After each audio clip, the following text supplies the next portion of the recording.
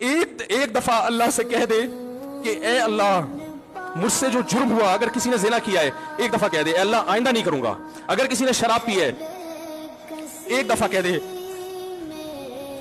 کہ اے اللہ آئندہ نہیں پیوں گا. اگر کسی نے اپنے والدین کو ستایا ہے ایک دفعہ کہہ دے اے اللہ آئندہ نہیں ستاؤں گا. اگر کسی نے وراثت کھائی ہے ایک دفعہ کہہ دے اللہ حق واپس کروں گا، آئندہ کسی کا حق نہیں دباؤں گا. اگر کسی نے انٹرنیٹ پر بےہودہ فحش فلمیں دیکھی ہیں ایک دفعہ کہہ دے اللہ دیکھ چکا آئندہ بولو بھائی نہیں دیکھوں گا. اللہ فرماتے ہیں اس کے کہنے میں تاخیر ہو سکتی ہے.